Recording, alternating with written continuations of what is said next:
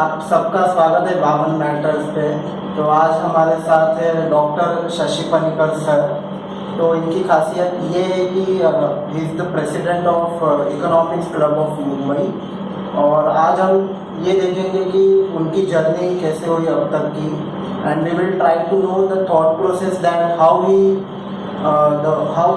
best qualities and how good qualities came out of him, and because of which he broke down all the narrow-minded attitudes of people and super ego of people in the society. Along with that, we will talk that also, the thought process and the process how a good woman came out of it. And along with that, we will talk on some works and impact which sir has done, and we will talk along with that on education, a little bit, a good insight you will get on economic slowdown, and including politics also a little bit, okay, but a good insight you will get. So we will start now. Sir, आपका स्वागत है बावन matters पे। Thank you. I will begin with कि economic subject आपने choose किया life में, और उसने वो सब्जेक्ट आपको पसंद था, तो ये सब्जेक्ट क्यों चूज किया आपने? क्योंकि ये सबको बहुत डिफिकल्ट रहता है, पैसा कमाना इजी लगता है पर इकोनॉमिक्स डिफिकल्ट लगता है समझने में, तो ये क्यों? How? Yeah, in my earlier education and college life, my father influenced it a lot. He was a well-known social worker. He spent his entire life helping people, gave away our entire land for poor people in our area. He had set up a school, and he wanted me to become an IAS officer to continue his work. And so for that he said I should take up economics or political science for my undergraduate course and for masters. Then in the college, because of the background, my father was into politics, into social work. I also got into politics, student politics, and I couldn't clear my UPSC examinations. And then I thought best for me to start teaching, to bring about changes in the society, and I decided to take up teaching. I joined a college in Mumbai. That's how I started, to be precise, in MCC Murid College of Commerce, where I started teaching long ago. Then I was always fond of traveling. That I got from my father. He was always traveling everywhere for his social work. I wanted to travel. And I was waiting for an opportunity to travel, and I worked really hard. And finally, I got a chance to go to West Africa, and I got an opportunity to teach in West Africa, where I spent my next 8 years. After coming to Mumbai, I spent 8 to 9 years in West Africa. And West Africa was doing very well economically those days, so there was no problem of money. I could travel Europe. I traveled around Europe, met a lot of people, went to many historical places, educational institutions, and that changed my outlook of education and life. And then when I got married and my daughter was sick, so I returned to India. And those days, many of my friends went to America, but since she was sick, I came back to Mumbai and started teaching in a college once again. Then, since I had seen the kind of education, the books, the kind of atmosphere in abroad, after coming back, I was very disappointed with the kind of education and teaching happening here. So I tried to make changes. We formed an economics teachers forum, which I called the Economics Club, and I took up so many new initiatives, such as by the time technology came, we started taking workshops for college teachers and students on new technology, on use of internet, on use of blogs, and all the new things coming up. We, in fact, I offered University of Mumbai, that a group of us, that we would set up a nice website for the economics department of the university, and many journalists, especially those who are working in Economic Times and Hindu and several areas, many senior journalists promised to help me without even taking any remuneration. So I was after the university to make changes. I made presentations, and with so many people volunteered to help us, but the university was not interested. So the university, people in the Mumbai University, unfortunately, are not interested in anything that would bring about real changes. This is very, and they are only, interested. Everyone has got their own vested interest, and nobody wants to really bring about a change, bring about a change in curriculum, the way we teach, and the children learn. Absolutely, it's very, very disappointing. Then we set up. I thought something has to be done. If university is not willing to change, then from the grassroots level, we should bring about changes, because I have tremendous faith in the young people.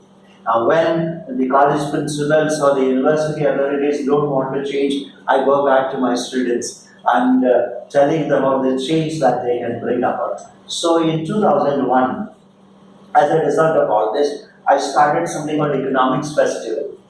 The first time in Mumbai, the idea which I brought from abroad, economics festivals. Then I said, in India is a land of festivals. For everything we have a festival. An idea right from the olden days, like during our Gurukul, old education, the gurus, the teachers used to teach using songs and drama, play. They all used so much. Ancient days, it was songs. Guru would sing a song, everyone would repeat the songs. All this were used in ancient days. And right now, in many Western countries, they use similar concepts in teaching in the colleges and schools. So then I thought, why don't we try that in Mumbai? And we started in 2001 with some of my colleagues and with the student support, because I get inspiration from my young students. We started Economics Festival in Mumbai, first time. Then we went to several colleges, campaigned for starting these festivals in Mumbai. And during the festival, 2 days festival, there would be a lot of serious competitions like elocutions, debates. At the same time, the students want fun. So we have many skits, we have songs based on economic issues, we call economics songs, several events which are very fun and serious. Those who want to attend very serious program would go for debates and seminars, and those who want fun would attend play or economic songs and so on, several events. The idea was to make the subjects easy, and because our curriculum is so boring and the books are very outdated, so how to make it interesting for the young people, today's generation? Unless you make it interesting, they will not learn. That is how we started the economics festivals. We involved a lot of thinkers, administrators, were involved, industrial leaders were involved in the festival. I even presented this festival in 2007 at the University of Cambridge. My paper was on how using drama, songs, skit to teach. So I presented this at the University of Cambridge, and so a lot of people appreciated the kind of effort that we were making in teaching. We set up a website, Economics Club website, and then I took workshops at several colleges. For students, we took workshops. The idea was that how to make your subject interesting and easy for students. And this was our idea. And then we really found our students really lack thinking skills. They can't think differently, and we don't teach them how to think. The one major difference when we talk about people, say for example, University of Harvard. Americans say that, so long as America has universities like Harvard, MIT and Princeton, no country, no nation can overtake America. I'm not saying what is happening, everything is in America. But the fact is that so long as India, China, or other countries, developing countries, set up and nurture universities like Harvard or Princeton or MIT, we can never overtake them. And because these universities, when a child enrolls in this university, the first thing they do is they teach them how to think. They teach them how to solve the problem, how to think, which is completely absent in India's schools and colleges. So that's where we should start. We should make the children think, make them solve problems, and so long as we don't do that, we can never overtake them. And we will lose out. We are sitting on a very big opportunity. That's the demographic dividend. We are the only country with almost 30 to 40% people young Young people are there. You give them an opportunity, they will do anything, and they will take a risk. But unfortunately, they are not skilled. We have not trained them to think and to question the existing ideas. And China, the opportunity that China is aging, even China, because of the one-child policy, China is aging, and India has a tremendous opportunity. Look everywhere. Look at your building. So many young kids are playing there. So the whole country is full of opportunities. What is that? How we miss the opportunity? We don't train them. We have not given the right education. We have not skilled them. So this has been our focus. Yeah. So, sir, you had a great experience in West Africa. Yeah. And after that, you have also went in Europe also. You have traveled there Yes. extensively. So, what was your best experience and devastating experience in West Africa? You like a lot of hard. Yeah, West Africa, of course, living in West Africa and working was very challenging because of, lack of basic infrastructure, because of the lack of infrastructure, when, many foreign teachers arrived in West Africa, many places didn't have proper electricity, there is no proper accommodation, the children were ready to learn, but infrastructure were lacking. Then over a period of time, they built everything. But what was that? They had very good books because most of the curriculum was developed with the help of British. So they brought in British books, British curriculum in the schools. Many universities in West Africa at the time were set up by leading universities in UK. They had the money, they gave the contract to university by Leeds and Manchester came and set up the entire thing, replicated the same thing. So the gradually good infrastructure came into those countries. And you were in Europe, and you said about even USA that they have the best universities, and it also is evident from Europe they also have best universities. Yeah. So have you seen any such NGOs or organizations working or protesting from outside? Even in Western countries also, some of the institutions are very elite. There are all the children coming from rich families. You hardly see any protest there.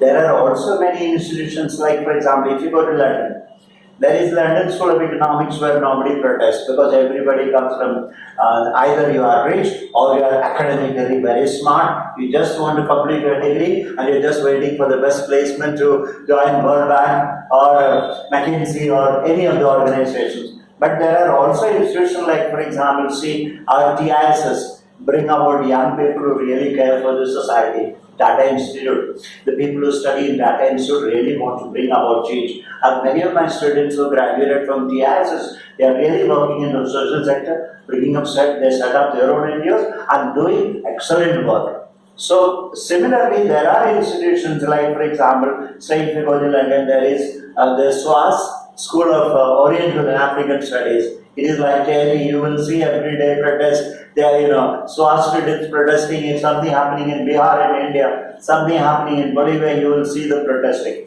So all these protests and your activities depends on the background of the academic institutions. Some institutions, like say Harvard. Okay, if you go to Harvard, there is Harvard B School, everybody wants best placement. And if you go to Harvard social science departments, you will find students really concerned about the society. So you can't just say that people are not concerned. It depends on the background, culture, tradition of the institution. There are some institutes in France always concerned about the society, like the Sciences Po and so on. You will find them like our DSS or JNU always protesting on social causes. Trying to bring about change. It depends on the history or tradition of the institution.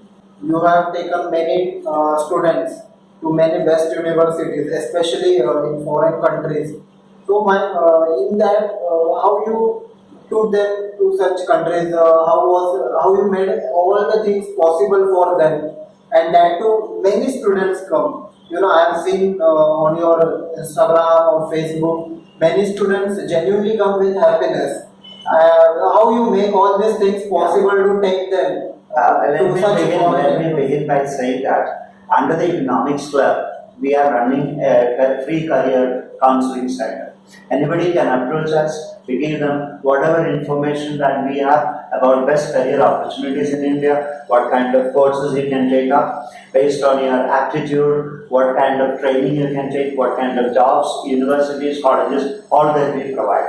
Then we also collected information about the best universities abroad. Now, many a times, our parents are still very orthodox. Many of them are not even willing to send their children to study in Delhi. Forget about a foreign country. 99% of them. If your family is already well traveled, you want your child to go and study in Harvard or any best institution. In the case of many families, firstly, the parents are first-time graduates. They don't even allow their child to go to Delhi or even Pune from Mumbai. Forget about a foreign university. So we are trying to break this. We are through counseling. I've been telling parents that Delhi is very safe. If you want your child to clear the UPSC examination, he or she should do very well at the 12th standard at the HSC level and go and study in Delhi. So they have the best colleges and the best colleges in India, and the students are highly motivated in clearing the UPSC examinations. So then we also tell about the best colleges in the rest of India, and then I got the opportunity to travel to many foreign universities. I happened to be part of a major project in the United Kingdom from 2007 onwards on a research project I was part of an organization called Interactix. And Interactix, their theme was turning economics into a movie. That was the project. That is converting all major economics textbooks, reference books into interactive platform. That was the part. And somehow I got an opportunity to work with them for a long time. And I met many scholars from Cambridge, University of Bristol, from LSE, from Aberdeen, and several universities. So I had the opportunity to attend their lectures and interact closely with faculty members.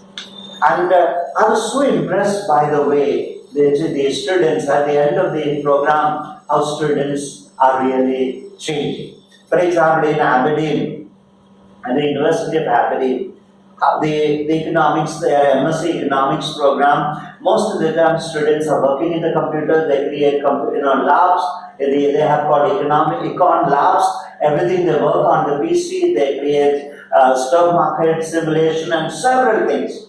So their professor was telling me that when the students join the university there at the University of Aberdeen, and they enter a 2 years master's program, they engage them fully. The students are continuously working with the faculty. They engage them. When they leave to complete the program, they are empowered.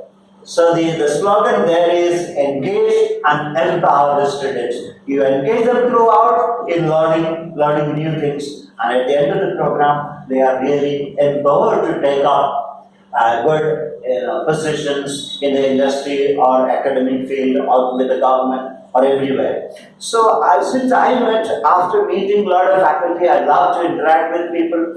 After meeting a lot of them, I said, I have met them. The people, teachers and students in India should also meet them. Since I met, many of them have become my good friends. I invited them to India. I go and stay with them. So I became very close to them. I said, see, whatever my connection should be beneficial to students and teachers. And then sometime back I organized a visit for economics teachers from different colleges to LSE and other places. We met people. Then I said, teachers are I find teachers generally rigid. They don't spend money and travel from their pocket and travel. And they don't travel unless they are paid by the government. So it's very difficult to, inspire, motivate the teachers to travel to meet others. So I thought, why not talk to young people? I always have more faith in the young people than the elders. So I started talking to parents. Why don't you send your young daughter or son? We will organize a tour to the universities to meet great people. We will go and meet them.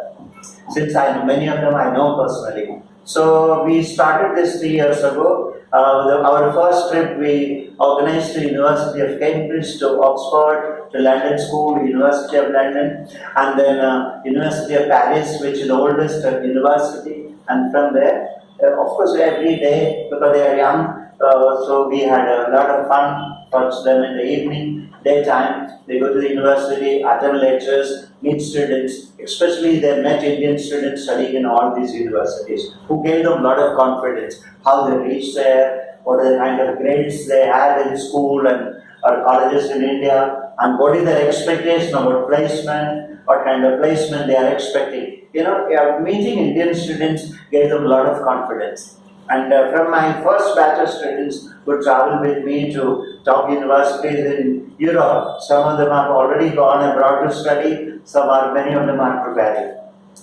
So, and then we decided to take them, last year we took them on a different kind of trip. I'm mainly focusing on universities where education is not very expensive, because the middle class people in the suburbs of Mumbai can't afford expensive education. So I'm looking at universities which will give good scholarship or where education is free. So I'm focusing on universities and cities where education is either subsidized or free, because the people living in Mumbai suburbs are not very rich, and they can't afford expensive tours for their kids, because traveling is still not a priority for many parents in the suburbs. So I'm organizing very economical trips and taking the children to universities which are mostly public universities, government funded universities where there is no fees. So this year we took for about 45 students and few teachers to universities in Italy, where in Italy most of the universities are government funded, public universities where there is no fees. So you only need some money to take care of your living expenses. So we went to University of Milan, Bocconi University. Bocconi of course is private. University of Milan is one of the oldest and it's a public university, and Milan is a really good city, growing city, lot of employment opportunities. Then we traveled to several cities in Italy, and we took our students to universities in Italy where there is no fees. Education is free and good placement. They also give 2 years post-study visa for students to stay back and find an employment. So what we found is that at the higher level, there is real shortage of skill in those countries also. If you are not highly educated, you find a lot of unemployment at the lower level there. But if you are an expert in finance, if you are good in quantitatives, if you are a hotel management graduate and so on, you find there are good opportunities there. So we have taken to those countries where education is almost free, your investment on your child's education is very minimum, and there are employment opportunities and post-study visa.